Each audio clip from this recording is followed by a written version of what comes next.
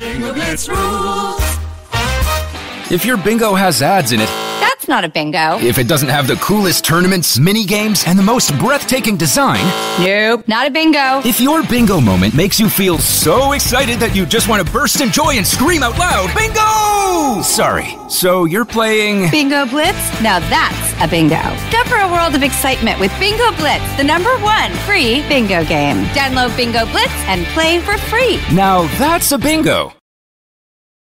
What's up, everyone? It's Noah Daniels. Hey, y'all. I'm JJ. Hey, guys. It's Kat. And we're your hosts of the Real Hauntings podcast, where we bring on guests to share their first-hand encounter ghost stories and supernatural experiences. Now on to the trailer. I've been warned to not tell this story, but I think because of the way it ends, it's okay to tell this story, because some people say that with certain entities, to like speak of them or talk about them or in any way like portray them as powerful will attract them to other people. The creepiest thing about it to me is a lot of times it would wait for me to notice it. Like, it would just lay its arm out like this, and then I'd be like, where is it? Where is it? And then I'd see it, and then it would just slither back. For more information on the Real Hauntings, Real Ghost Stories podcast, make sure you check out real.fm to learn more about our podcast and many other amazing podcasts.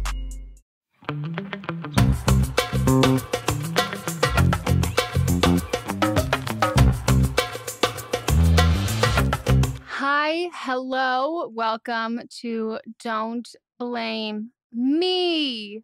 Woo! I really can't do a call and response because we are doing this episode virtual, and I did my little solo, and now would you like to do your fanfare solo? Mouth trumpet. Don't do any of the weird fucking mouth noises, but the stage is yours. It's me, Melissa. That's all I got. Wow. Yeah, I don't know if anyone knows that Melissa is now a absolute award-winning, fantastic drummer. That was great. You're super talented. Thank you very much. I know. I mean, listen to what the people have to say.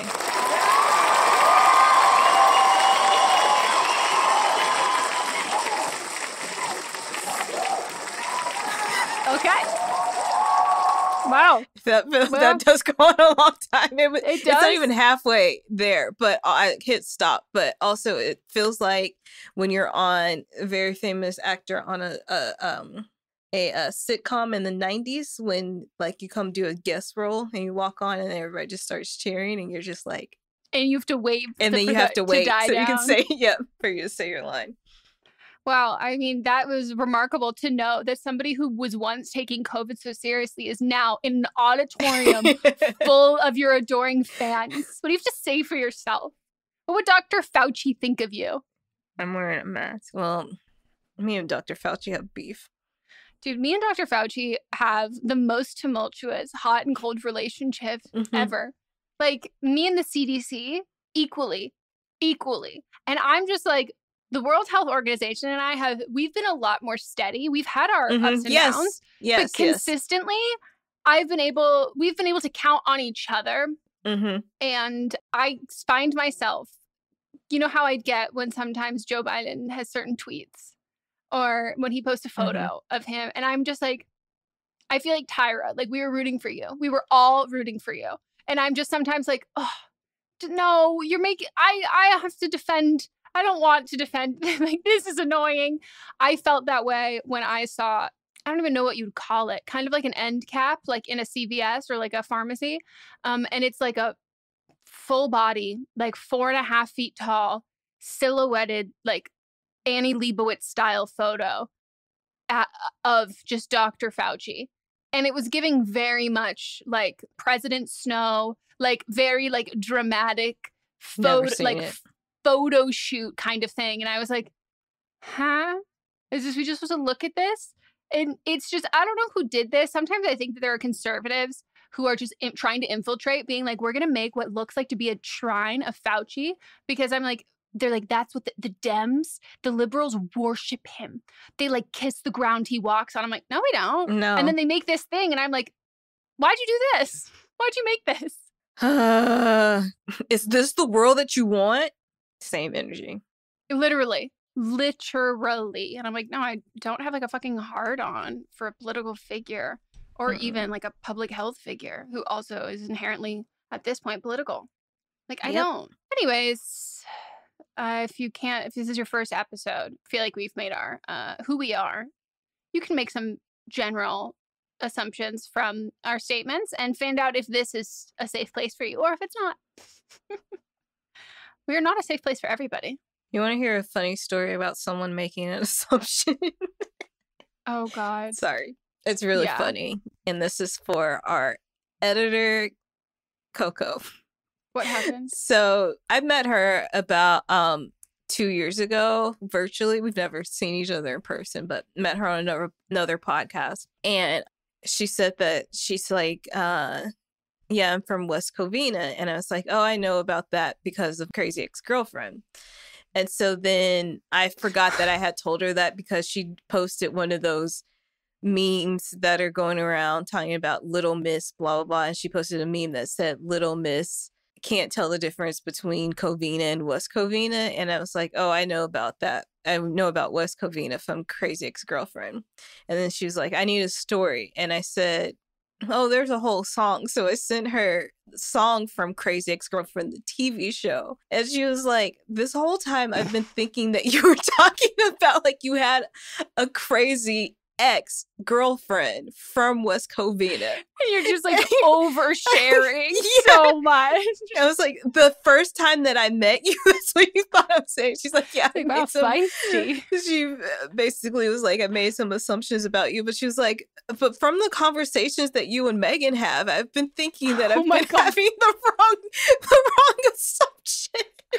There's a whole time she's like, yeah, this is weird. Not adding up. Is she like incredibly deep in the closet? Like this is, but this is how she introduces herself.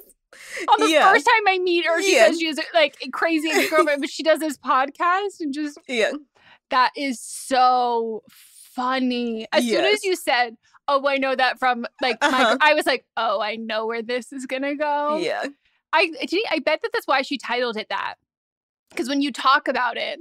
Yeah. Like in conversation, it does become like, it sounds like that. So that sounds so interesting. That's so fucking funny. And Coco's just being professional, listening to you talk on and on the podcast every week going, Meghan did not know this girl.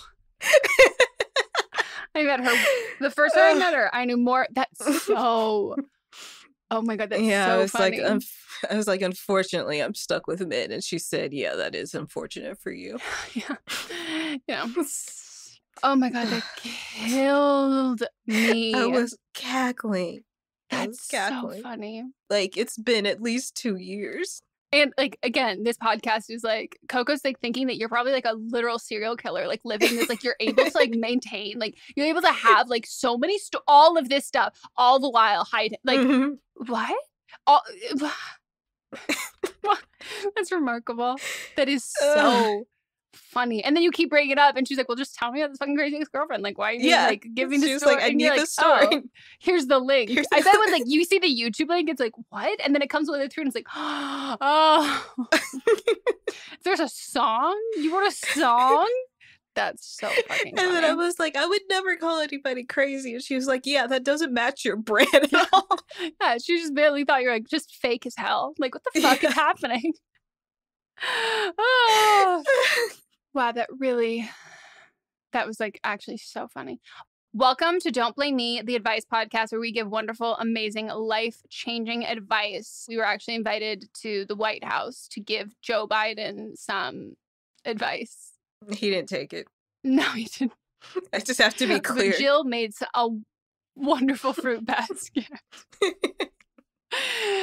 After she flew in from teaching. Dr. Jill Biden. Anyways, welcome or welcome back. If this is your first time here, or if you just love to hear us say our own names, if that's your personal kink. My name's Meghan. And my name's Melissa. And together we are... I can't stand you.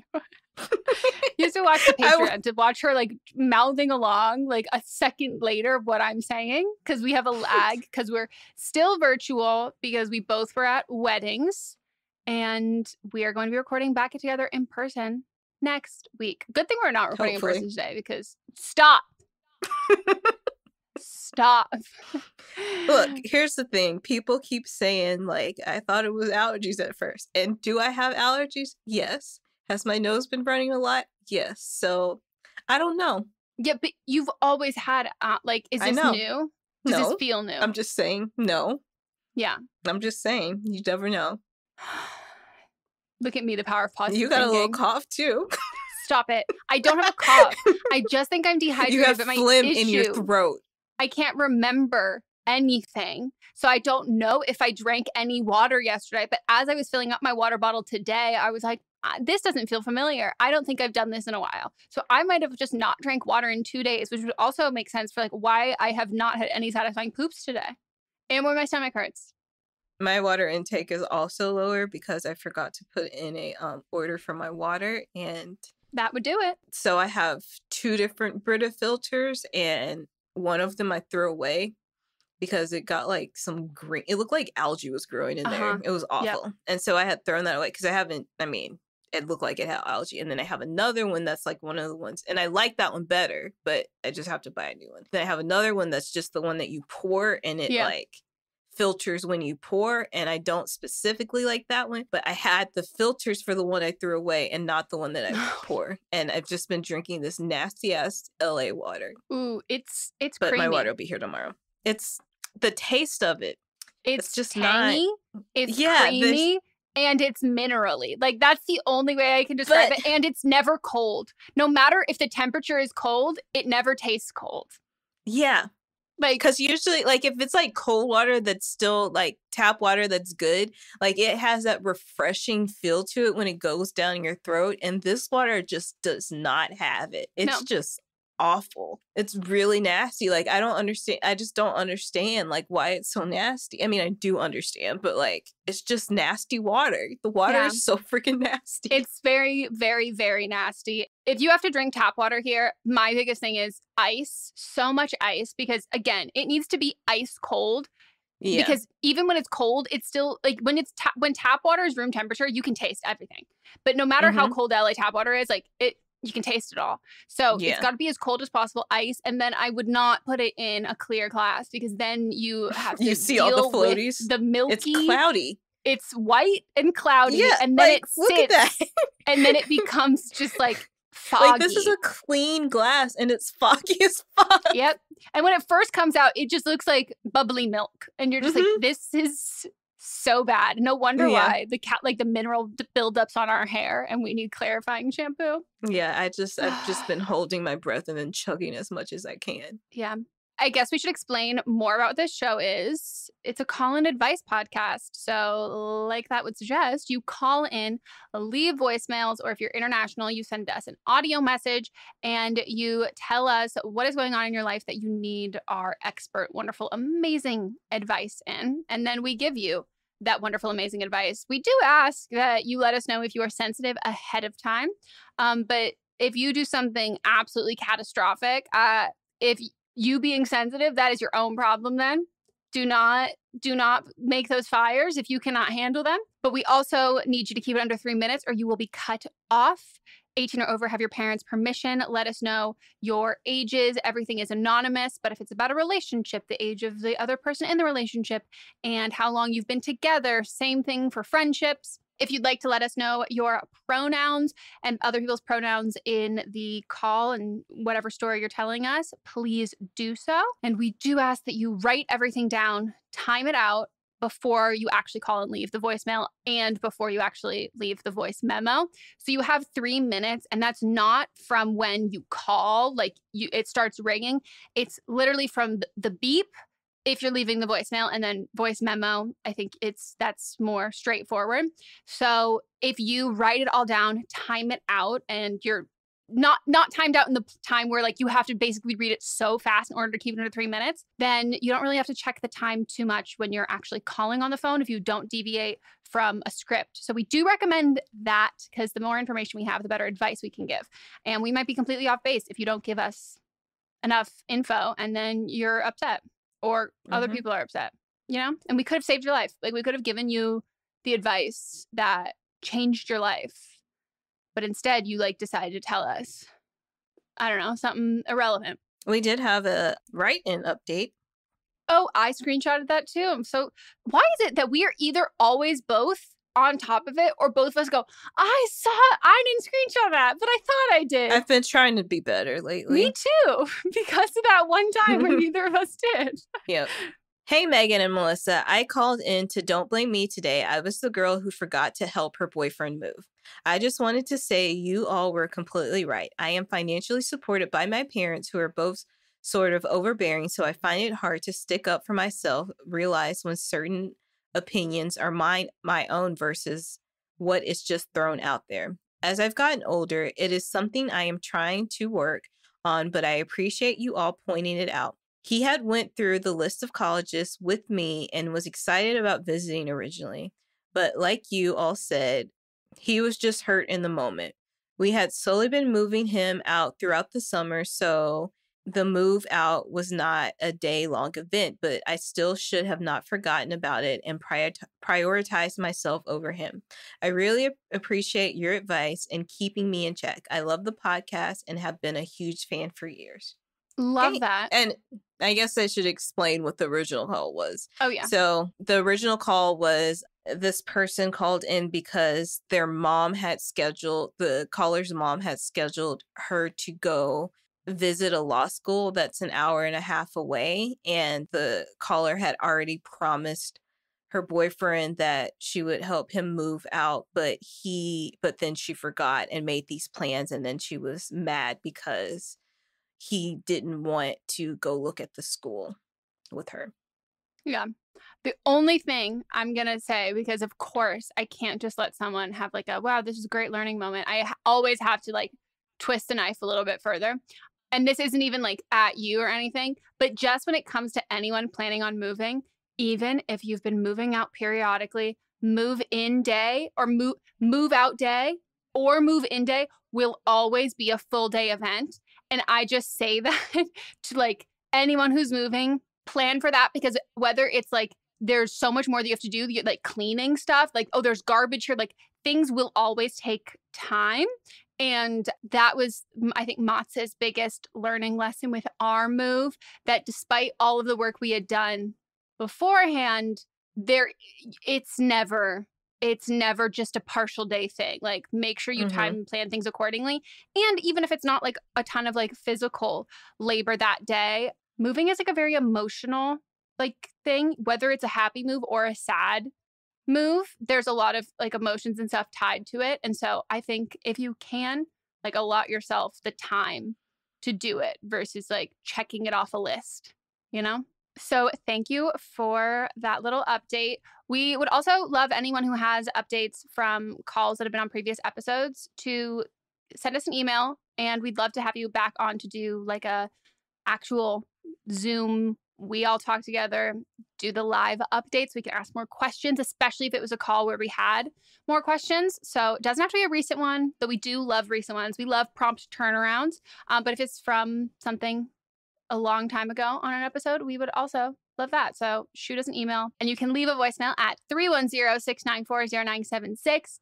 International listeners, you can send us an audio message at meghanpodcast@gmail.com in an MP3 format. Let's take a break.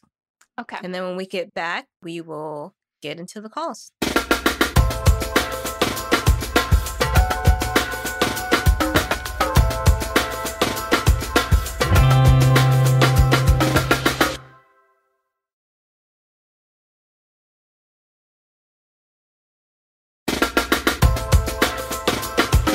All right. So let's get into the calls now.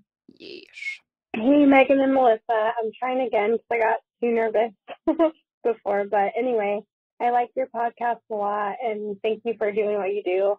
We can call me Gina in this story, but essentially I'm Gina, and I'll try to keep this short. But I talked to someone for a long time, and I broke up with them because they were kind of like, they said something where like they made a comment where they were going to hit me, and they were joking, but I didn't understand at the time. They were just kidding. But I've gone through like a lot of trauma, and like I really worked hard on myself. Like I was an alcoholic, and then, you know, like I had to work on that too. But then flash forward to now, they are trying to date me again. And I was kind of thinking like maybe I messed up, like maybe I was like being too sensitive. So I'm talking to them again, but I feel like they're love bombing me with all this stuff and like sending me flowers and being like really sweet. And a specific example would be like, I'm out of town, I'm in a different state, and they found my hotel, like sent me flowers, and I at this point like can't tell like if they really like me or if they're just being like love bombing. For instance, like I'm pretty like closed off, but they're always like, oh no, you're right all the time, and they tell me daily like that they like me, and I set boundaries, and I'm like, I don't know if you do, and they're like, no, I do, and I'm like, well, please stop like, you know, being so aggressive. And when I set those boundaries, like they keep going for them, I guess, and it's alarming sometimes. So I just don't know how to deal with that, when like how to tell like when someone is love bombing you or being really nice. Like I can't tell. This is a very uncomfortable one. I so relate. I so understand this. I think I've said this on the podcast before, but just to give you like so much kudos and so much credit, those red flags, I couldn't even verbalize. Like I just like my brain just shut them down and like shut them out. And I'm so glad that you called, because that not only does that mean that like your brain can't do that. Like you're needing to verbally process this and like ask someone else for their opinion, because your brain's not letting you look past these things. And you've said you've like done a lot of like self-work on yourself. And I just want to give you like so many props, because like this is like such a huge example for, I think we think about work we've done as like conscious things, but like your brain is something. As a podcast network, our first priority has always been audio and the stories we're able to share with you.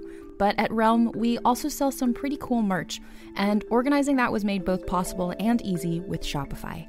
When you think about successful businesses like Aloe or Allbirds or Skims, an often overlooked secret is the business behind the business that makes selling and, for shoppers, buying simple. For millions of businesses, that business is Shopify. That's because nobody does selling better than Shopify. It's the home of the #1 checkout on the planet. And the not-so-secret secret that's definitely worth talking about is that Shop Pay boosts conversions up to 50%. That's more happy customers and way more sales going. If you're hoping to grow your business, your commerce platform better be ready to sell wherever your customers are scrolling or strolling, on the web, in your store, in their feed, and everywhere in between. Businesses that sell more sell on Shopify. Upgrade your business and get the same checkout we use with Shopify. Sign up for your $1 per month trial period at shopify.com/realm, all lowercase. Go to shopify.com/realm to upgrade your selling today. Shopify.com/realm.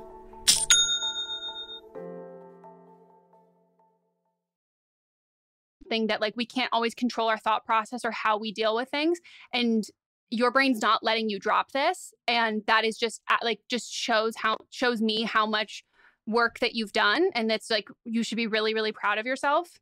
But yeah, this is love bombing, and you will never have a question what's love bombing and what is someone being nice. And I could not fathom that when I was younger. Like I just did not understand that. And so I really did struggle with that too. And like getting in relationships, I had someone who showed up at the hotel I was at for my birthday, and like I decided that that was really sweet and romantic. And it wasn't until like much later that I was like, oh, that's actually really creepy and like really scary. Like I had gone on one date with this person and we had liked each other, but there was this air of like urgency to that. And that's like the biggest thing I think that I've learned as I am not in an unhealthy relationship is urgency. So someone who needs to talk to you all of the time, where it feels like things are fragile and it feels like they're coming on so quickly. And that's because they don't have time to waste, because if it doesn't work really quickly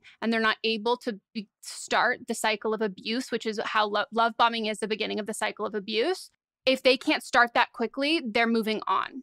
I think people on the receiving end of it, you will notice that sense of urgency where it's like your boundaries are not being respected and they're not taking it slow. And the biggest thing I had when Mats and I were dating, it was like the first time he asked me if he could kiss me and I said no. And he was like, okay. And then he just walked away and left. And I was shocked that it wasn't like a conversation or an argument or like a convincing or anything. And part of me wanted him to kiss me, but like I wasn't used to like what I was saying being respected and being taken as like law in a conversation or a relationship. I was used to everything being up for debate. And then it became, oh, wow, that's not how everything is. And this is huge, this whole thing. There's no joking about abuse or hitting. Like, that's not funny. There's nothing ever funny about it. You were not being too sensitive. It was not a misunderstanding. That's a really, really huge red flag. And I don't want you to think that that's something that you should have caught on. Like, you did catch on in the moment. Love bombing works. Like, it really works, and it works until it doesn't. And I find the way that it stops working is when you have something else to compare it to. And I always think this is a case where he's love bombing you. In any situation, it's always better to be like, I want to take things slow. And if you're afraid taking things slow means you're going to miss out on somebody, that's a red flag, because it shouldn't. Like, it should, anyone who cares about you, it's not going to feel like this really fragile thing that you have to coddle in order to make it succeed. And it has to be this way. And this just like, yeah, this just gives me flashbacks to like when I was younger and you know yourself a lot more than I did. And I want you to be like, just really proud of yourself, because you know this isn't right. And that's why you're calling. Yeah, I used to be around someone, I wasn't dating them, but they were just somebody that was in my life. And they would make this, they thought it was just a joke. And I thought it was disgusting of them saying, like, if you said something that they thought was dumb or unintelligent or that they didn't agree with, they would be like, go kill yourself. Or they would say, hold out your hand, and then he would hit your hand. And I told him that I didn't like it, and then he just belittled me even more, and other people around just thought it was funny. And I dealt with that by continuing to stand my ground on the issue. There's nothing to be joked about with telling anyone to harm themselves or you physically hitting them. Like, that's not funny. So yes, this is, like Megan said, this is definitely love bombing. This is someone that doesn't understand boundaries. And when you talk to them about boundaries, then they're like, yes, I do understand it. They're also not just like love bombing you, but they're gaslighting, which a lot of times love bombing and gaslighting go hand in hand with each other. My advice would be to, you've already had a serious conversation with them. You've already told them how you feel. I don't think that you're being, overly sensitive, or I don't think that you're in the wrong or thinking you're reading too much into the situation. You know what it is. You recognized it. And I think the next step is to distance yourself from this person, because they've already proven that they don't respect you. So this just isn't the type of relationship that you want to be in. No. And also this has given like early warning signs of, again, love bombing is a part of the cycle of abuse, but joking about like physically harming you and physical abuse is also a really huge red flag. So I'm usually a very large proponent for ghosting, but in this situation, how I got out of a situation similar to this is I called the person, put the call on speakerphone, and I was with like 3 other people. I had told my doorman at my building that like I was doing this and I was nervous that they were going to show up and I didn't feel totally safe. I had friends who were staying with me and I was only going to be there for a couple more days and I was going out of town.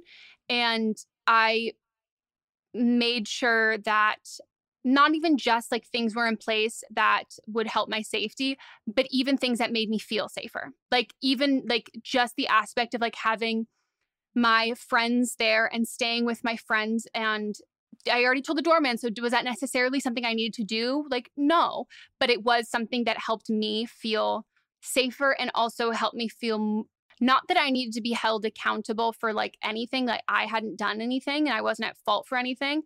But if you had been, when you're in like that kind of cycle, and if you've dated other people like this, or this has been kind of similar to like your past or any of like relationships in your life, romantic or non-romantic, it was also really helpful for me to have friends hear the conversation, know that I had ended it, and then also been around so I wasn't tempted to go back to that cycle and like reach out to that person. It also helped me feel like I was being held accountable and holding my boundaries, because it can be hard to hold your boundaries. And we've talked about this on the podcast before, but other people can't uphold your boundaries. Only you can. So he's already proven that that's not something that he can abide by and recognize and respect. We should not ever have to handhold someone or force someone to adhere to our boundaries. Our boundary is, I don't accept this behavior in relationships. Then that behavior happens, then you're gone. And that's what boundaries are. And that was like life-changing to learn for me from my therapist. What was like, you're the only one who can disrespect your boundaries. I learned once I started putting up those firm boundaries and then walking away when people were not honoring them, it made me much more confident to set boundaries in the future. And I didn't feel as unsure about what I was doing and second guessing that, because I was honoring my initial gut instincts from the beginning. Last thing I want to say is just a little like graphic of the cycle of abuse. You can look this up, like cycle of abuse with love bombing thrown in there. Like just, you can Google that. But a lot of the time we think of abuse as starting as like physical or emotional abuse, not starting with love bombing. We think of love bombing as a means of reconciliation, but the cycle of abuse can start at any point. It can start at like any one point of it. That there's a reason why it's a circle. It doesn't have an automatic start and stop point. So in this case, it's starting with something like adoration, compliments, grand gestures of love bombing, then moves on to control and abuse, criticism, public humiliation, outrageous behavior, lack of empathy and accountability. Then rage, narcissist becomes angry, sometimes violent, puts the victim in their place, calm, apologizes, makes excuses, promises, pretends abuse never happened.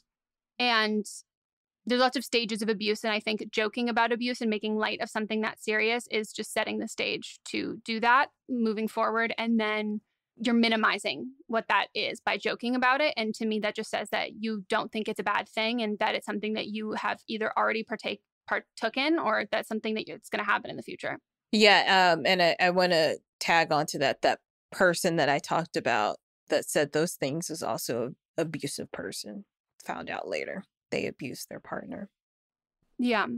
We're not, and I don't mean me and Melisa, but I mean like anyone in this situation, you're not going to be wrong about people like this. Like you don't have that like icky feeling that doesn't just come randomly. Like that it doesn't. Like there is a reason, even if that person maybe hasn't done something so obvious and you don't feel like you could describe it to like a court of law and they haven't done anything illegal, honor those feelings that you have, because if you can think about how many people in your life you don't have those feelings towards, and then the people that you do, like there's a really stark and huge difference.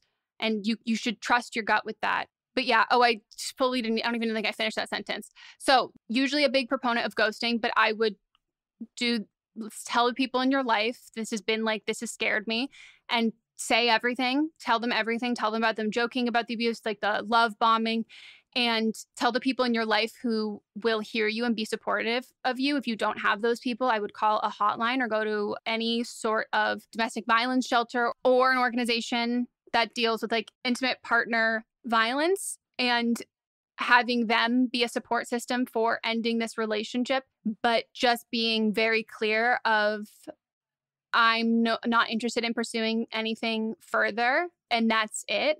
And just blocking their number, not responding, and keeping that really, really, really clear, and making sure that you feel safe doing so and that people in your life know that as well. I'm really sorry. Like, if you can do anything to try and reframe this, someone being abusive is not about you, or if they like you, it's about like power and control. And I know I definitely felt like, what's wrong with me that someone who isn't like healthy and like kind, why can't they like me? What's wrong with me? And it took me a long time to realize that it's not about someone liking me. It's not about me. Like, this isn't how worthy I am of love, or this is the only thing that I can get. It was, this is a really shitty situation, and I have ended up here, and that was not my goal and not my intention, but this does not reflect on me and then how other people are going to have relationships with me moving forward. Like, all my relationships don't have to be like this. Mm-hmm.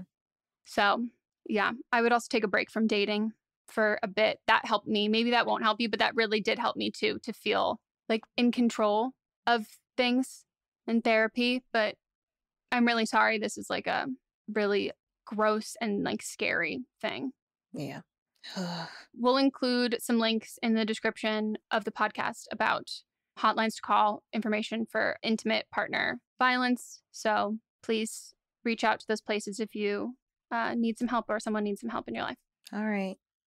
Next call. Hi, Meghan and Melisa. First off, love the podcast so much. I've been listening since season 1 in 2017, and my first call-in was in high school and was a titular episode in season 3.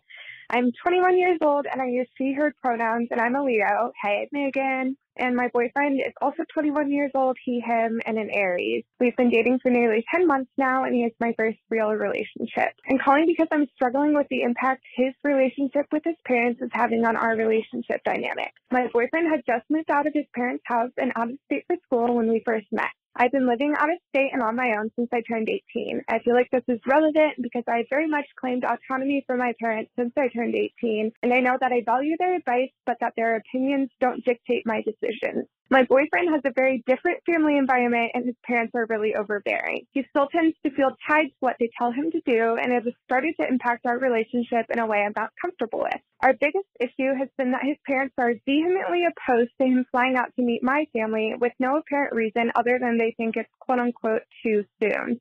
I take issue and personal offense with this because earlier this summer I flew out to meet and visit with them and stayed in their house with no issue.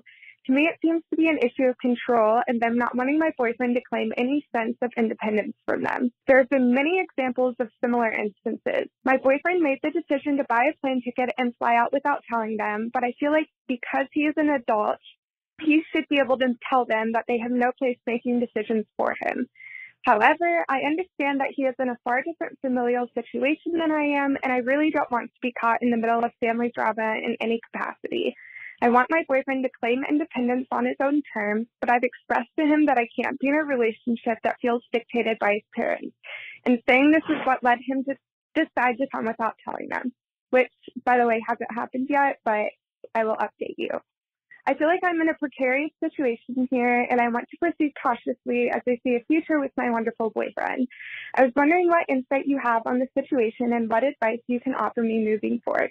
Thank you so much, and sending so much love your way. Okay, bye. I have like two opposing views. Hi, I'm Jennifer, a co-founder of the Go Kid Go network. At Go Kid Go, putting kids first is at the heart of every show that we produce. That's why we're so excited to introduce a brand new show to our network called The Search for the Silver Lining, a fantasy adventure series about a spirited young girl named Isla who time travels to the mythical land of Camelot. During her journey, Isla meets new friends, including King Arthur and his Knights of the Round Table, and learns valuable life lessons with every quest, sword fight, and dragon ride. Positive and uplifting stories remind us all about the importance of kindness, friendship, honesty, and positivity. Join me and an all-star cast of actors including Liam Neeson, Emily Blunt, Kristen Bell, Chris Hemsworth, among many others, in welcoming the Search for the Silver Lining podcast to the Go Kid Go network by listening today. Look for the Search for the Silver Lining on Spotify, Apple, or wherever you get your podcasts. On this. One, which is my lesser thought process. So I'll start with that but it's being independent at 18 years old. You're still close to your parents, you've said, but you really at 18 was when you really were making your own choices and exerting your own independence, I think is great. I will say it's pretty rare in general. And I also think that in this instance, I think what his parents are doing of being you shouldn't go there. That is beyond, that is just straight up controlling. But the setting boundaries and really being your own, really calling your own shots and being super independent in that sense, culturally, it can be very different from different backgrounds. And you didn't necessarily say, unless I missed it, you didn't say that you're financially independent from your family. It seems like your family recognizes that you're going to make your own choices and do all of that. And that's great. But a lot of time, especially for people who are 21 and they're still in school or are very young, they're still financially reliant on their parents for money, food, shelter, all of these things. And it can be a lot harder to exert complete and total independence because sometimes, which they shouldn't, but sometimes those things come with strings for parents. And that is calling the shots. So I understand you not wanting to date someone who has full independence and autonomy over their life and their life choices. But I would say that it is not completely uncommon for a lot of 21-year-olds to be in a position where they have to appease their parents. Not that I think they should have to, and that should be held over their head from their parents. This is definitely not just a him problem. And you might date someone else and run into the same thing. But this to me is beyond the standard kind of check-ins that some parents want because they're funding your life and they're doing all that stuff. This is very odd and controlling in the sense that they have already met you, you've stayed there, and they don't want him to go meet your family. I don't want to read too much into it, but if his instinct is to hide the fact that he's going from his family, that's because he's anticipating the reaction. And if they feel comfortable enough to say, you can't go do that with absolutely zero rhyme or reason other than it's too soon, to me, that just says that that's a really unhealthy, toxic family dynamic. And they don't want him to be. It's kind of how sometimes conservatives talk about not wanting their kids to go to college, to go to liberal arts school and get those other ideas. Sometimes being sometimes when people come from really toxic backgrounds and they're a part of a toxic family situation, they don't want their kid or the other people to see that this isn't how everything is. And he might start questioning that authority. But I don't see anything wrong with him just lying. I think that whatever he needs to do for his comfort level and for his safety level, you can't totally know why he's opting to lie versus tell them the truth and have them honor and respect that. And I think as a partner in this situation, I think the only thing you can do is validate and encourage and support and also model by example. Show the healthy relationship that you have with your parents and the independence that you are allotted. And if that is something culturally that he can eventually set up in his family dynamic without any severe repercussions and it becomes honored, I think that's great. But because it works for you and your family doesn't mean it's going to work for him and his family. And it can be a little insensitive to assume that. And again, you don't lie to your parents about getting on a plane unless the alternative of telling them the truth is much worse. And I think when you grow up with good parents, most of the time, at least I found my friends with really great parents, their whole thing was just don't lie. Lying is what will get you in trouble. That will be the thing. We would rather hear the truth.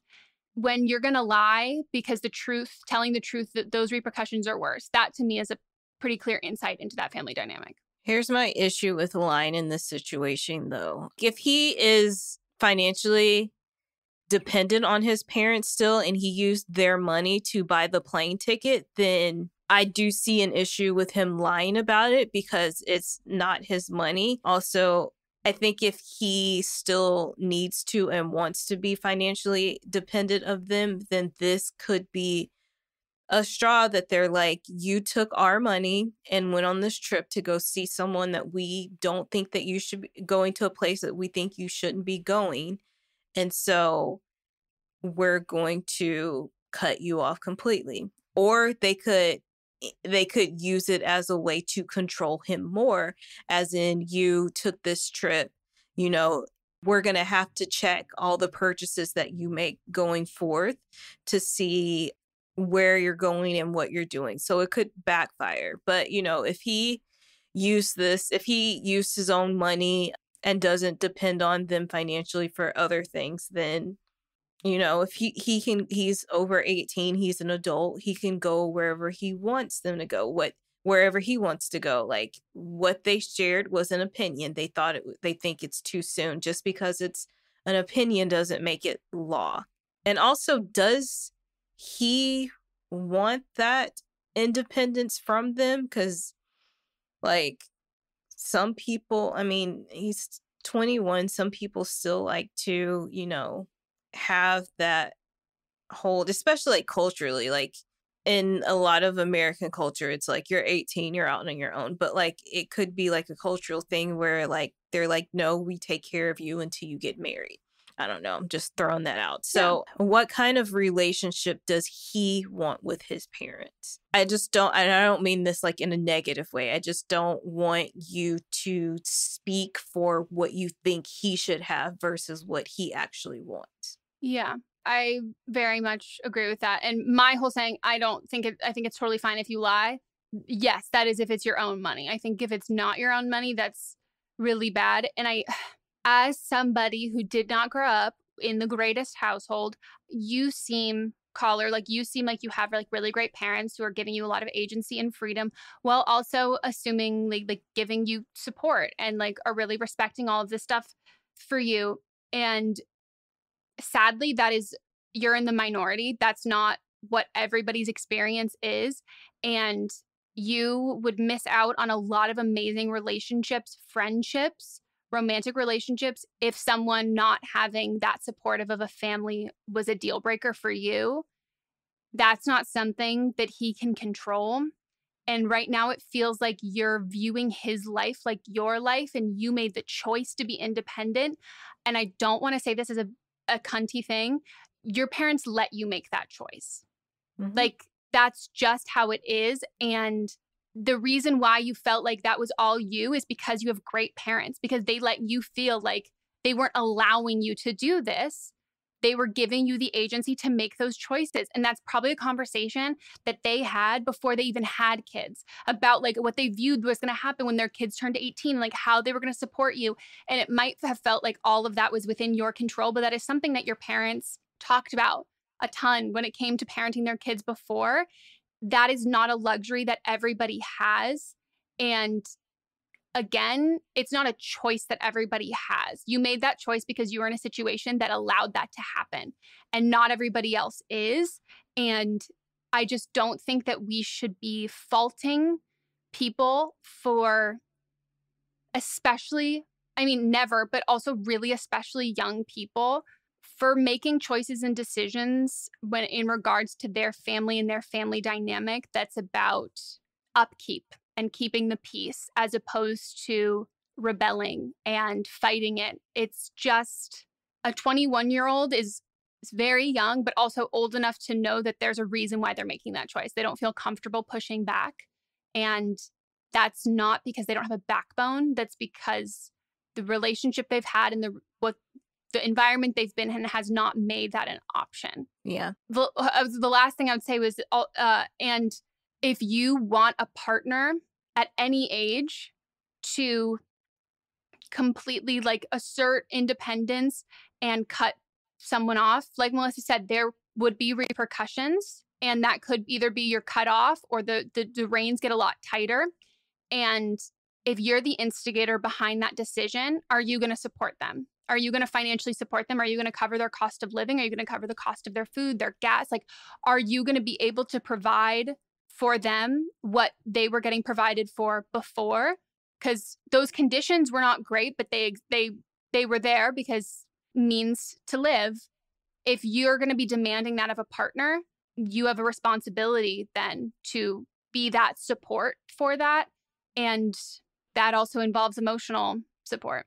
Yeah. And it kind of, in a way, reminds me of the update that we had today, the write-in update, because it's kind of in the same boat where the parents they're 20, if I remember correctly. I believe they were 20. And the parents supported them so much that they thought that they needed to they were making decisions for the partner as well. Like, is it in that way where they feel like if they're supporting him so much, then they need to make decisions that are better for you all as a whole?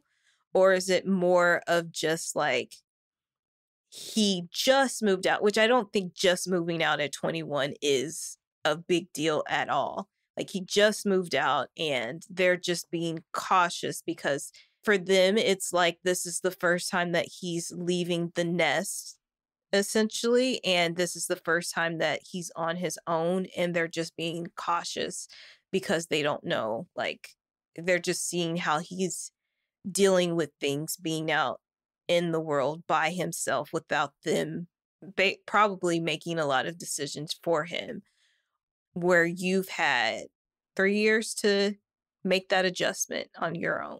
Yeah. Does this affect your relationship, or does this affect like what you envision a relationship to be? Because people's relationships with their families like change as they get older. And also like, yeah, it could literally just be like the reins are a little too tight because, and there's no malintent there. And by next year, they're totally fine with like him doing that. So I don't know. I don't know if it's worth it to kind of feel like this is drawing a line in the sand for this. When does this affect? I mean, you said this was like, yeah, it feels like they're too involved in the whole life. This was the only example that you gave. So I can't speak on that, but it's sometimes parents are people you just have to deal with and tolerate because of like the people that you love. And this to me is also not so. His parents really hate you, and then that translates into he lets them talk shit about you and all of that. That affects your relationship. But if he is just reliant on his parents at 21 and that is a deal breaker for you, you're going to come across that a lot. And I think it's important about separating what you envision for a relationship and what you picture it to be versus what the actual relationship is in front of you and the practicality. And like, do you love this person? Do they treat you well? Is it the fact that their family doesn't want him to come visit for like a week over the summer? Does that change your day-to-day relationship now and through the whole next calendar year? Yeah, nothing's going to be perfect all the time. I don't know. I think it's really hard to be the kid who has a tighter rein when you're in college. It really affects everything. And I don't think that we should put the onus on them completely. And yeah, some people are just different. It's different paces of life. Otherwise, he'll just resent you too. You know, like Melissa said, we don't even know what he wants to do with his relationship with his parents. And he might not know yet. And that's okay. Anyways. All right, let's take a break.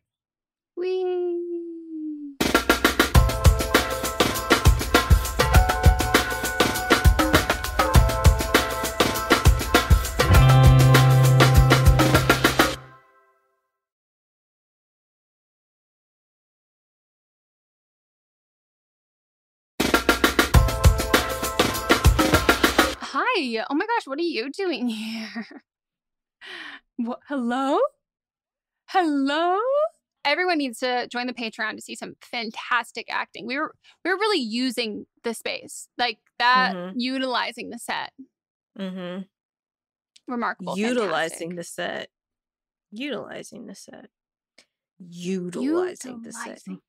Meisner technique, you know? Oh, yeah. Oh, yeah. All right. Roll the tapes.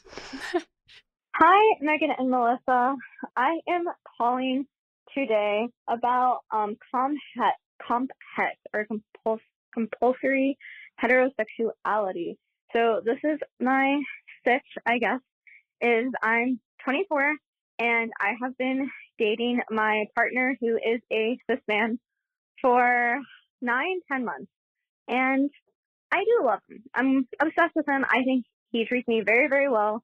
I have literally like no complaints about our relationship, and everything, like, it just seems like it should be everything I guess I want out of my existence. Like, he treats me so well. He respects me. He's so respectful about women's rights in general, and like with everything going on in the universe right now, you know, he's very cognizant of it. He's just like one of those guys that like you see and you're like, this is a good man, you know? But, and like, I do definitely feel like I love him, but he describes just the way he feels about me with so much passion and like love and like passion and romance. And I guess like, I don't feel like that passion there. And part of me secretly wonders, so I do currently identify it as queer, like in general, but part of me does kind of wonder if the reason I'm not feeling like that passion and romance is because I'm actually not into men. Because otherwise, this one guy like fits all of my boxes and all of my projections of everything. And I guess really what I'm asking here is, like, I don't know, Melissa, how did you know Max was the one?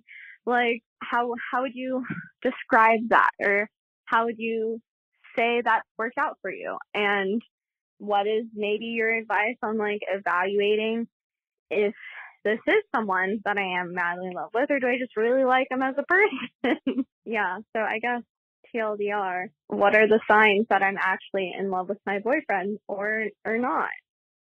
Cool, thanks. So how I knew that Mats was the one, since you asked me, well, let's see. From the moment that I emailed him and I was like, he's very nice. No, I know you were probably nervous and you. With something like 5 million podcasts, finding a really good one can take a ton of time. So let me recommend one. It's called Something You Should Know. I'm the host, Mike Carruthers, and in each episode, we discuss topics that can be really helpful, like how to read people better, the psychology of crowds, or fun things like the story of Legos, or why you probably wouldn't be here if it weren't for horses. Something You Should Know is the name of it, wherever you get your podcasts. Just stumbled. But that brought us a good barrel of laughs.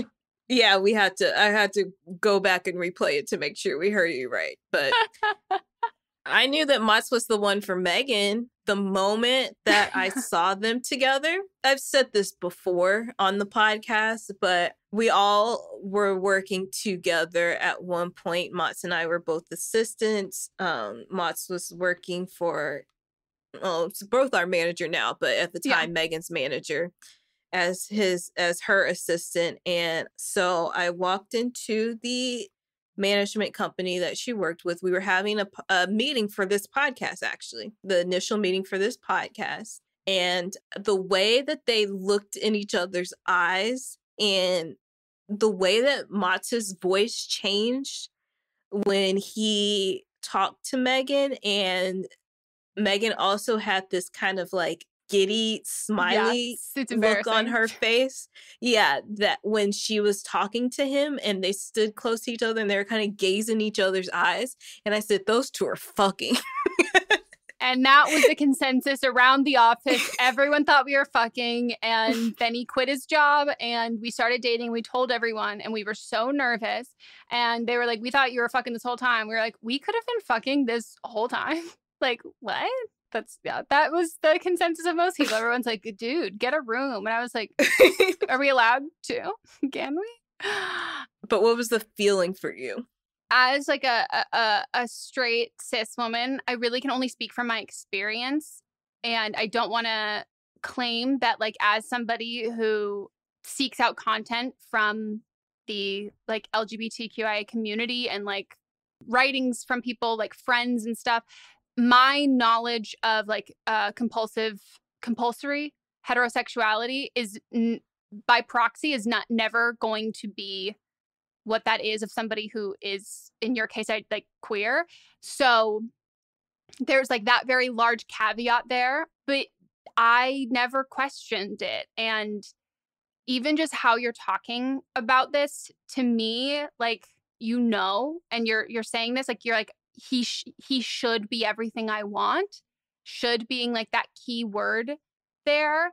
And when I've watched creators or have like friends or people who've exclusively dated someone of the opposite sex, like only ever dated like cis het men, when they describe the first time that they were intimate or kissed or anything with, in this specific case I'm referring to was two women, it was like they described it as like, this is what people write songs about. Like, this is the thing.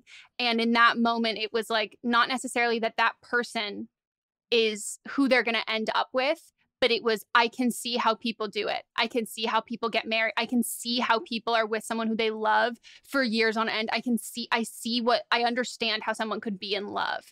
And the only way that I can compare that somewhat feeling as a cis straight woman is being in incredibly unfulfilling relationships and dating, like whether it's toxic relationships or just really unhappy relationships. And then that one that is, oh, this is different than the rest. Like, this is completely different than the rest. And for me, that happened one time. And that's who I'm getting married to. Like, it is as stark of a difference as you might think. Like, I do believe falling in love with someone can be very like quiet and comfortable and casual. And like, I described that with like Mats and I, that it wasn't like there was a one moment or something that was like incredibly overwhelming or anything like that. My first high school boyfriend, who, I mean, I love Mats way more than I loved my high school boyfriend, but like at the time I like loved my high school boyfriend as like much as I was capable of loving him. And I always describe that as it was like, I accidentally fell in love and like we were friends and we like grew close and I like realized that. But I think the older that I got and the more that I knew myself, in my perspective, like someone that you fall in love with is someone who you have you put a lot of thought into your relationship with them, whether that's friends or romantic. So before Mats and I were even dating, there was like lots of conversations about like what happens when we date, like all of this stuff.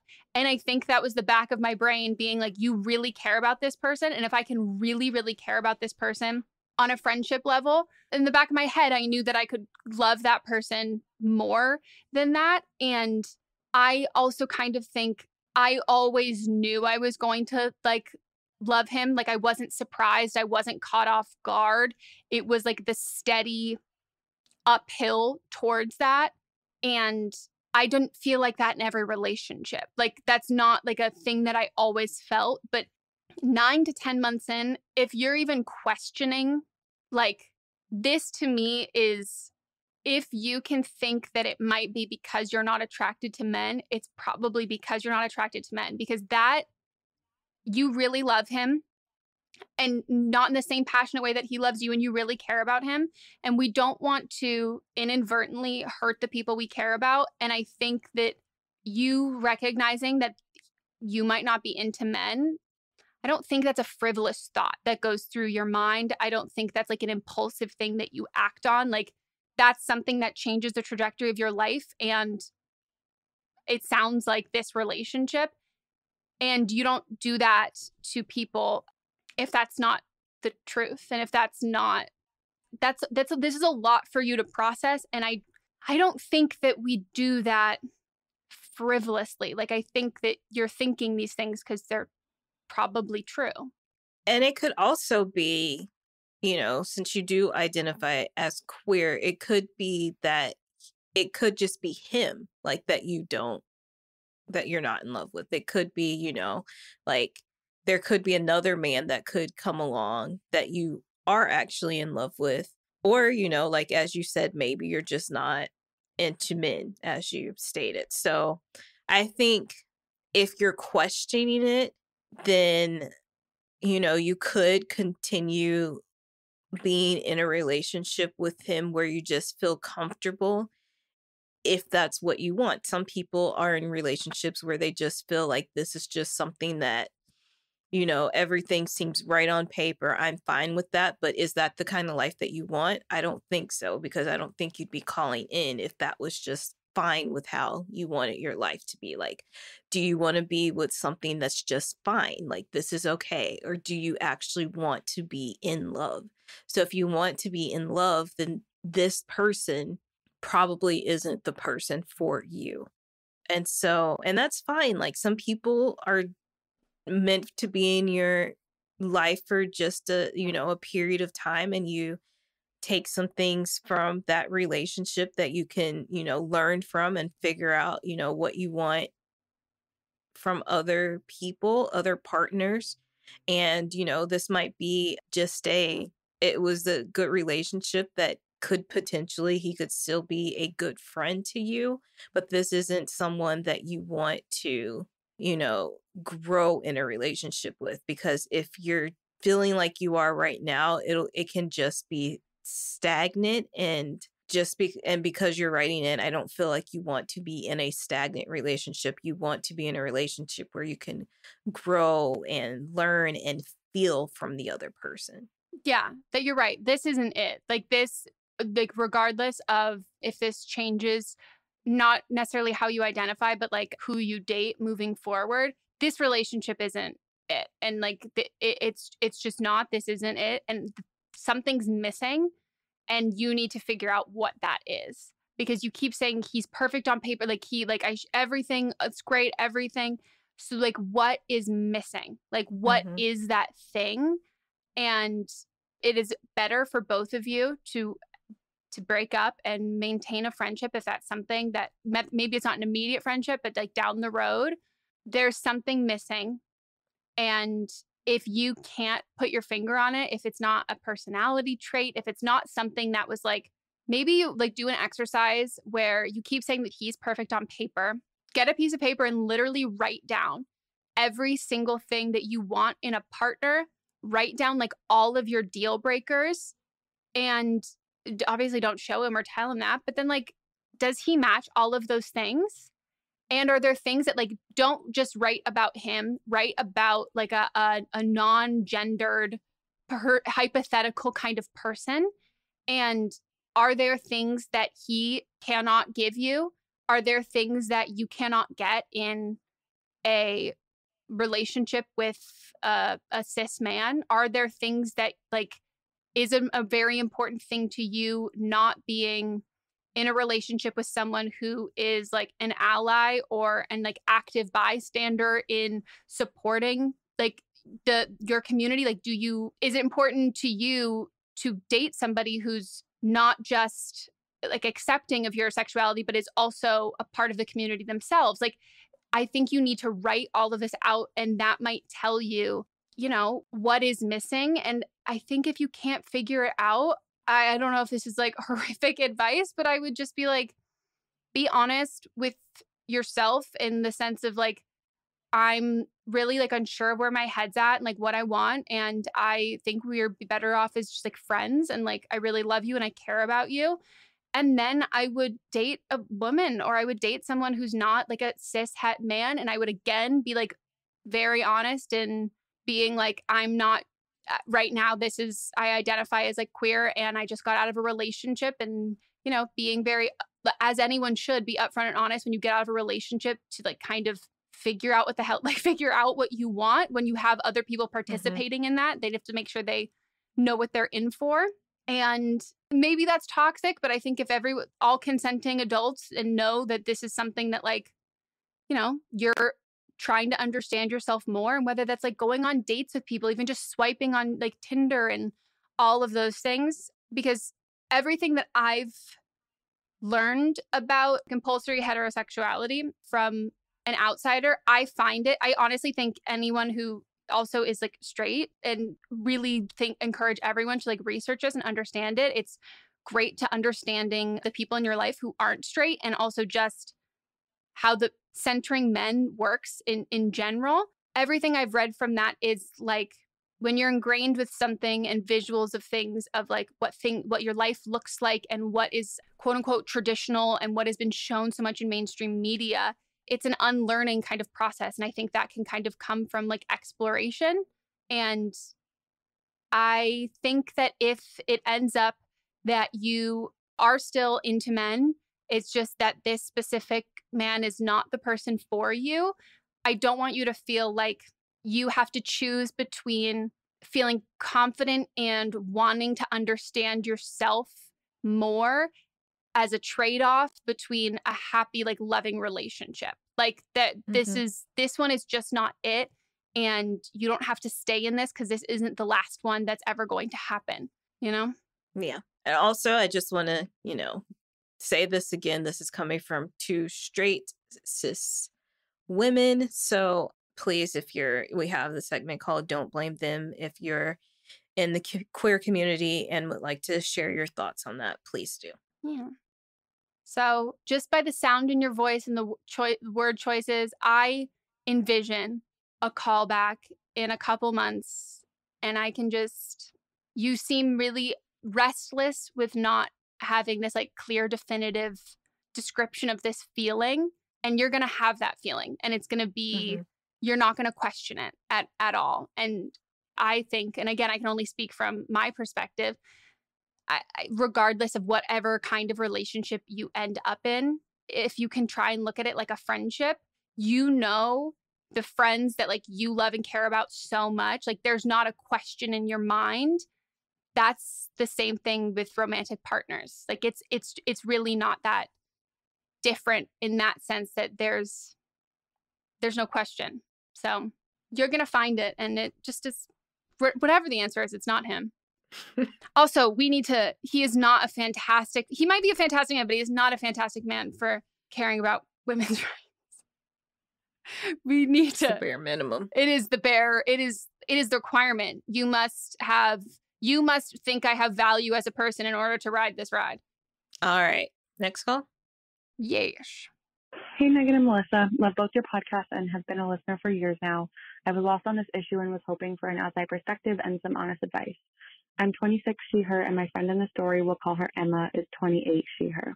We met in graduate school in 2019, and we have remained friends after graduation. A few of my other classmates also work in the same city where we all went to school, and so that has remained our core group of friends. For the sake of ease, let's call the other girls in the group Alex, Sophia, and Izzy, all she, her, all between the ages of 26 to 28. Emma is a loyal and generous friend. She has a really big heart and will always support you in whatever way she can. She always wants to see the best in people, and sometimes that can lead to her being naive in certain situations. She is also someone who seeks deep connections with the people around her, and in her own words, she does this in two ways. The first is wanting to be a part of every area of her friends' lives, and this has led to her being intrusive and disrespectful with myself and Izzy and our relationships with the other people in our lives, including family, friends, and significant others. Izzy and I have both had one-on-one conversations with her about this to reinforce our boundaries and establish some privacy. Emma was emotional and expressed being upset that she had hurt us, but said that she wanted to do better. And mostly things have seemed to improve, at least for the few months since after we've had those conversations. The second is that she's a physically touchy person who wants to hug, cuddle with, stroke the hair, arms, or back of her friends. And within our group, she does that almost exclusively with me. She will kiss me on the forehead or cheek or arm, often repeatedly and always without my consent. She will stroke me and try to cuddle me and also slap my ass in what I think is supposed to be a playful manner.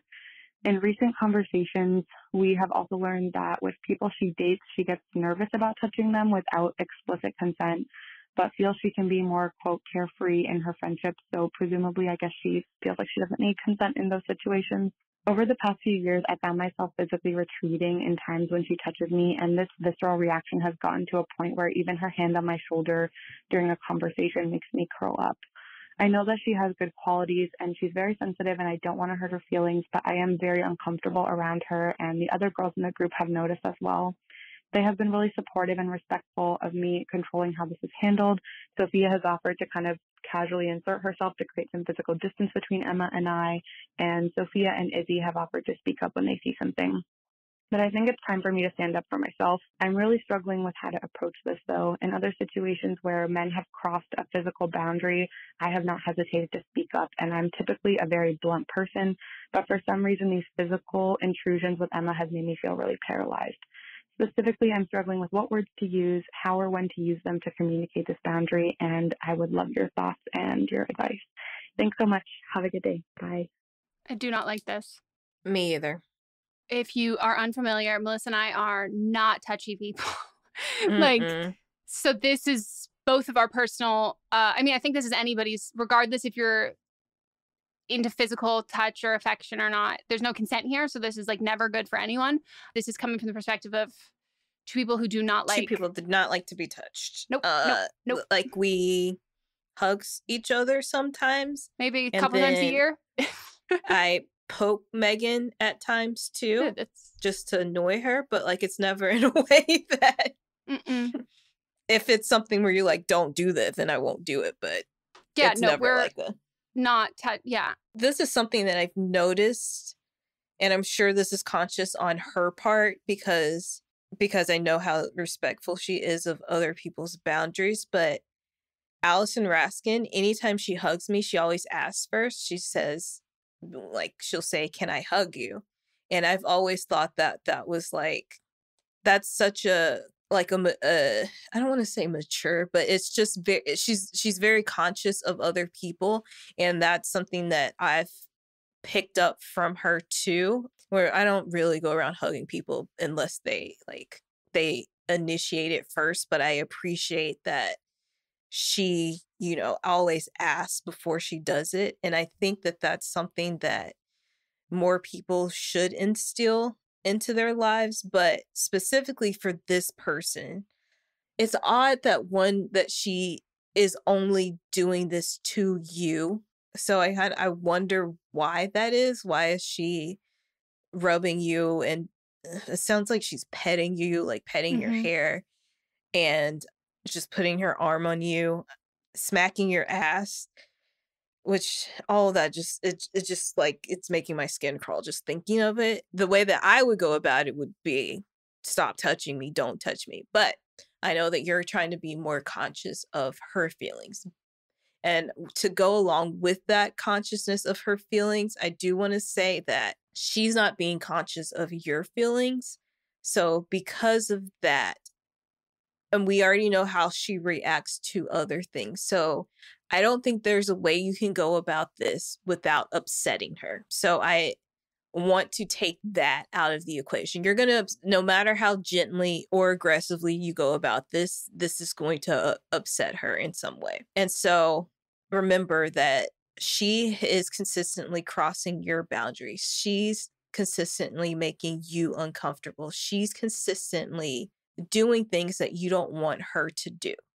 So maybe even write this. I can tell that you had your call very well thought out. It was almost exactly 3 minutes. There was a ton of information, and it seemed like you probably wrote this out. So I would kind of approach her with the same way that you approached this call, and write down the way that she makes you feel. Just get it all out on like a piece of paper. Write down all the feelings that when she's touching you or doing things that you don't want. Write that all down, and then take it and kind of use it as like an outline for how you're going to actually approach this, and say, hey, I know that you're someone that likes a lot of physical touch, and I've noticed that you seem to gravitate more towards me, and you're touching me and smacking my butt and rubbing my arm. And I just want you to know that makes me feel very uncomfortable, and I would appreciate it if you stop doing that. And I think making it short and simple and concise is the way to go, because if not, then that gives it's kind of like when you're firing someone, but you're not firing her as a friend, but you want to put up more boundaries. You want to make it as short and concise as possible, so then she doesn't take things that you say and twist the words around or try to make it seem like something that it's not. And so just keeping it very simple And, you know, I'm sure she's going to have some things to say, but I think what she's going to feel most of all is probably embarrassed. And so, you know, she has the right to feel how she wants to feel, but she also shouldn't be crossing boundaries that you don't want her to cross. So let her feel what she feels. You can't protect her from feeling the emotions that she has, but you also need to and want to let her know what's going on from your perspective. Yeah. I'm much more harsh. Emma has some issues that Emma needs to work through, and this is giving me the same thing as in a relationship when a guy says that I'm not really a good girlfriend guy, like I'm more of blah, blah, blah, and essentially sets the grounds to warn you about their future behavior. Emma knows this. Like, Emma has self-described that the two things that she does in relationships is she likes to be really close with people in the way that it's physically and really touchy, and she owns that and says that. And also that she wants to be involved in every aspect of your life and know everything about your life and be involved and an active participant in everything with like no privacy. She's warning that. So then she takes the ownership of her actions off of her and puts you and other people in her life, past and present, in a position where you have to opt out of this behavior that you didn't opt in for. But her putting that warning sign is her thinking that she's, by saying all of that and then you being friends with her, that gives her the free reign to do that, as if what she's doing is the default. But she also knows it's not the default because she recognizes these things are about her, that she does about her. And she essentially warns the people in her life that she is going to do that. And that's not health, like that, like, no, that's not a thing. And that to me just screams someone who has been called out for their actions, and instead of recognizing what they're doing is harming other people and making people feel uncomfortable and that onus is on them, instead of doing that, they're wearing it like a badge, like it's something that is irrelevant how it affects other people because it's something that makes her happy and makes her who she is. And making other people uncomfortable is not a key part of someone's personality or who you are to your core. Like, pushing physical boundaries, I personally think being touchy with people without their consent or cuddling, any of that, being like that, you have to always assume that the default is I am not going to touch anyone's body that's not mine. Like, that's the default. And she knows that. Like, she does know that. And her being emotional because you guys confronted her because she was like intruding on all of your private lives and her crying, that's manipulative. And there might be no intended malice with this, that she doesn't think that she's doing that. That doesn't minimize the actual impact of her behavior. And the coddling of being like, I don't want to hurt her feelings. Like Melissa says, she doesn't care about your feelings. She doesn't care about your privacy. And she doesn't care about your personal boundaries. And she doesn't care about your consent. That's terrifying.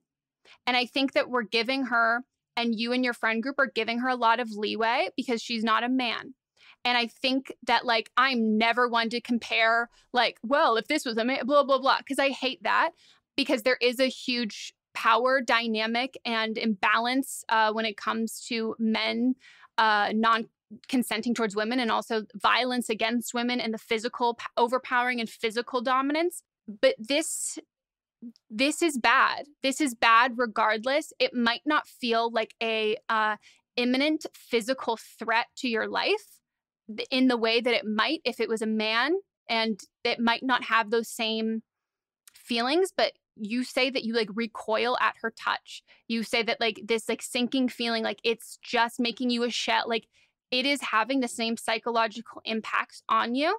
And it's fucking with your mind more because we don't view, most of the time, we really view women as like a safe place from the world and from people who objectify us and who make us feel less than and who do all of that.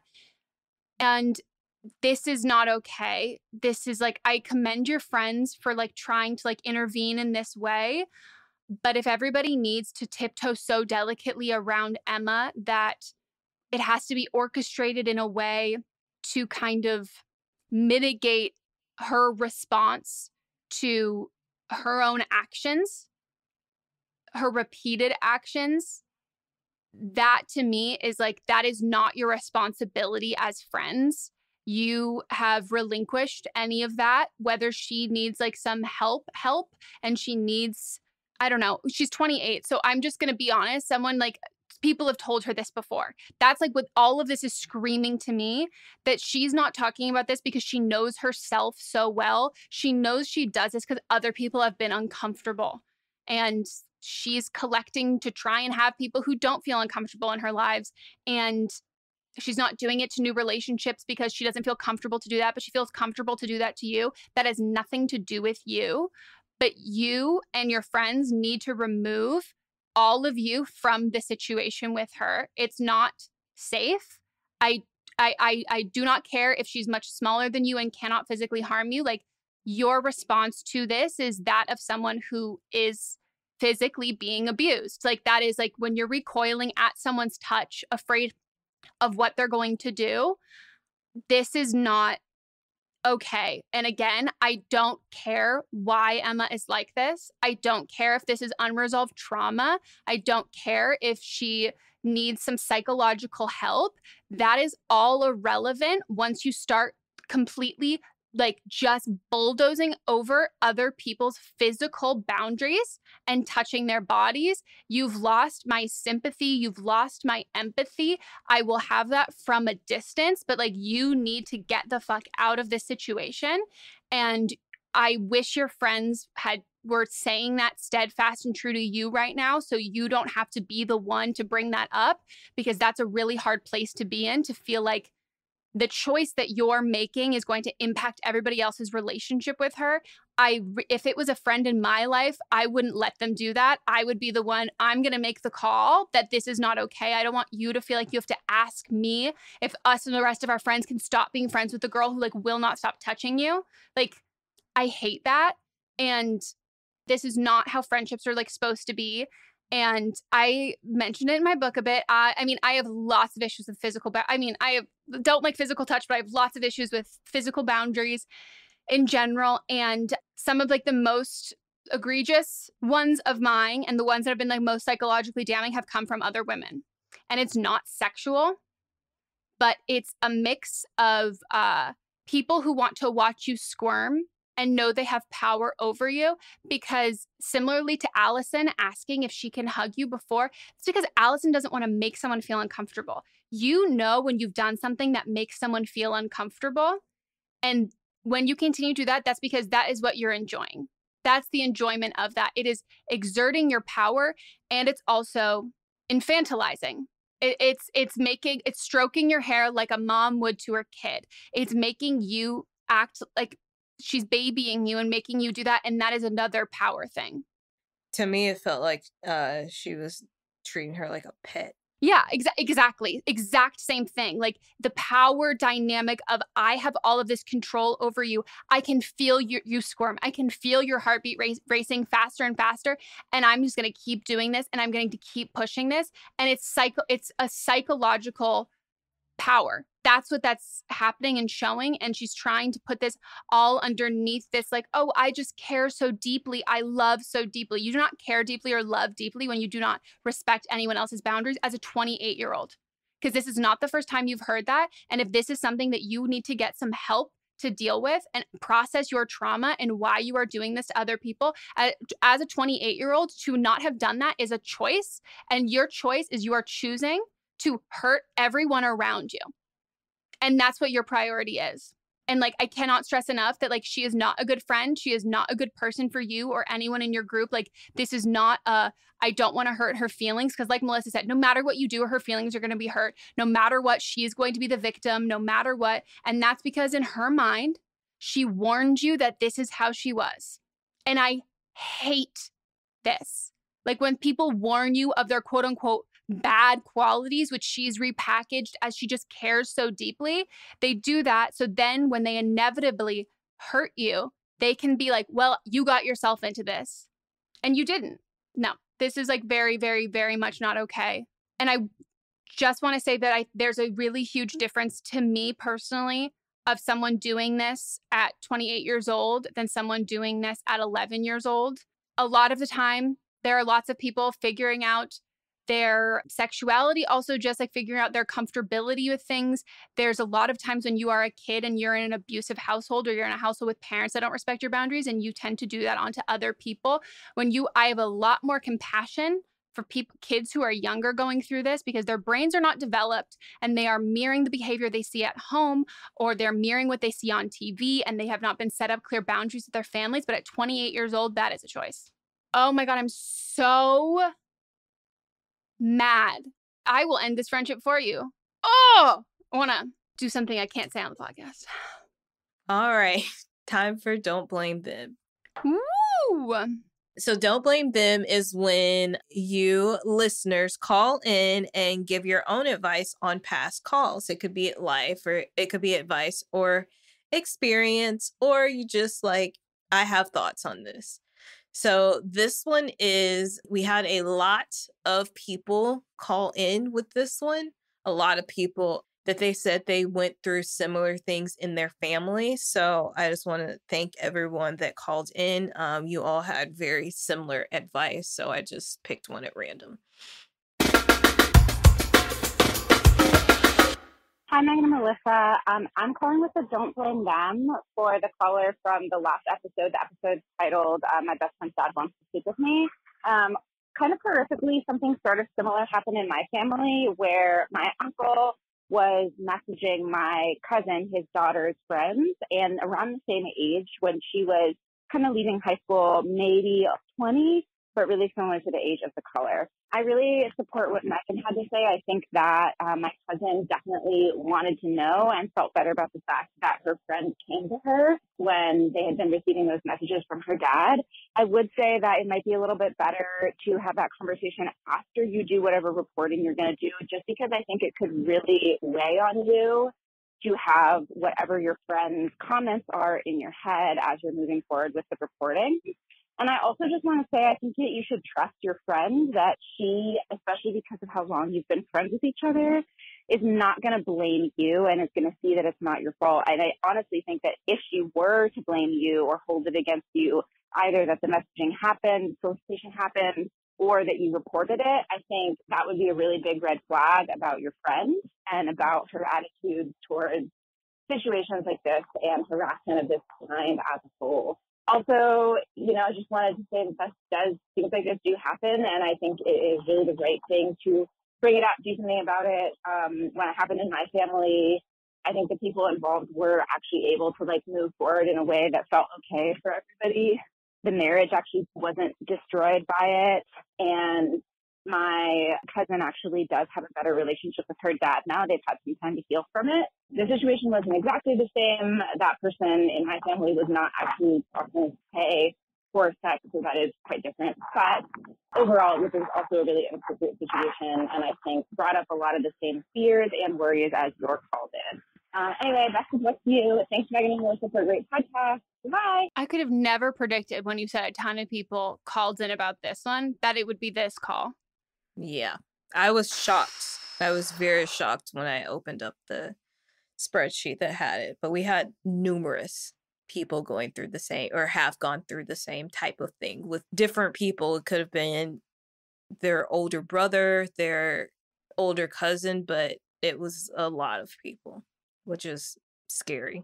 Yeah, I mean, it's the byproduct of what happens when we fetishize very young women. There's pedophiles, and then there's groomers, and then we think that the sexualization of schoolgirl costumes and very young women on TV who are then with 45-year-old men, we think that those things then don't pertain, and that there are criminals, there are perverts, there are pedophiles, and then there are people who wait till other people turn 18 so they can claim that it's legal and it's the law, that because they didn't act on it doesn't mean that they weren't sexualizing very young women. Mm-hmm.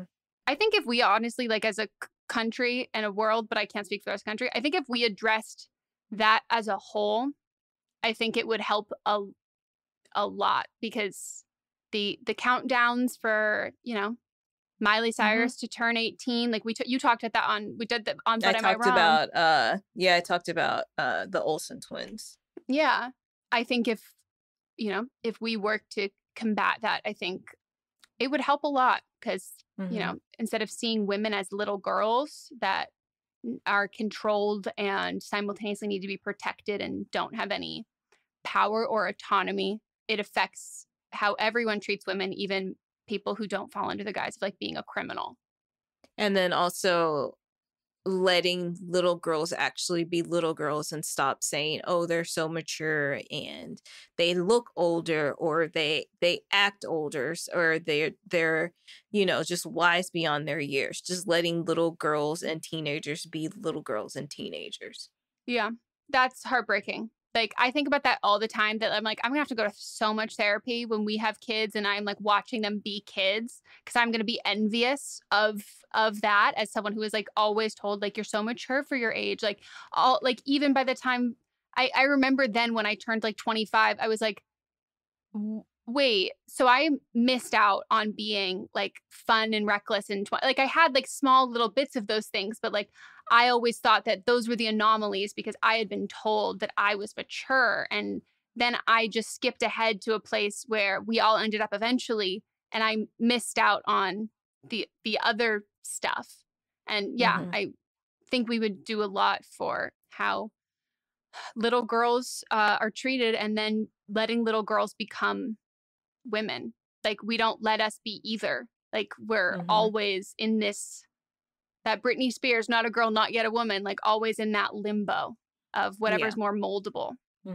So yeah, like Melissa said, thank you everyone who called in for that. I could not have expected that so many people have dealt with that. And thank you all for feeling like comfortable to share that here. And also thank you to that original caller. I'm glad, I'm sure it made a lot of people feel seen in this. So, man, let's end on a high note. We've got a good review though. Oh, take it away. All right. So this says, count me converted, from Sammy B. Dancing. 5 Sammy, stars. You do be dancing.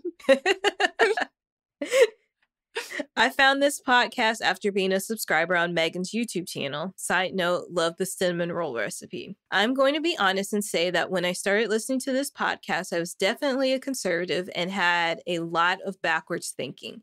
After listening to season after season and after getting over my own big-headedness, I truly started to realize that not only are these ladies giving great relationship advice, but their moral and political standpoints are on point and make so much more sense than what I was raised to believe. Thank you so much, Meghan and Melissa. You have both changed my life in too many ways to count. Keep shining bright. Heart emoji. That's the greatest compliment that anyone could ever give. Thank you for converting. This is the kind of conversion that we believe in. Welcome to our cult. Our cult is deprogramming you from the alt-right cult. Right. Thank you. Wow. That makes me happy. And it's one that, like, I'm not trying to like toot my own horn or whatever, but I always like to remind people who feel like incredibly helpless when it comes to like political stuff. That is one I get in my DMs all the time of people who are like, I voted in my local election for the first time, or I voted for the first time. And if it wasn't for like following like the things that you post and also just the other people that you share and like social media and all of that, I think we think about social media being a really like negative thing politically. And I think it really can be, but we see a lot of like really great things, and it makes me have hope for the future, you know? And I think when you're being honest and just talking from your own thoughts and experiences, you don't have to rely on like saying like the right thing or saying something. Like, I know there are times where we you know, are specifically talking politics more so on our other podcasts, but most of the time we're just sharing our own thoughts and views. It's not coming from like, do this or that. Yeah, I think that this show like makes politics personal because like right now politics are conflated with morality and just ethics and morals and like just rights. And so we rarely talk about legislation or like that stuff, but it becomes like I think when you're in a bubble and then you can hear from people and that like what it means to have these political opinions in practice and like how you approach your everyday lives, I think you're able to see a pretty stark difference between people who claim that they care about people and people who do care about people, and then who those people are voting for. I mean, yeah, every time I hear Marjorie Taylor Greene speak, I'm like, oh my gosh. There's no way anyone, like, she's convinced people that she cares about people. Like, what? Huh? Wild. Well, thank you all so much for listening. Give us a call for an upcoming episode or send us a voice memo. Exact same phone number and email that we said at the beginning of the show is always listed in the description as well. Head on over to our Instagram and comment the first episode of the podcast that you listened to, or like the first one that you really like remember that stuck with you. I feel like most people would remember the first one that they tuned in for. Would like to know that. Yeah. And follow us there. Follow us on our socials everywhere. We'll see you next time. Thank you so much. Goodbye. Bye.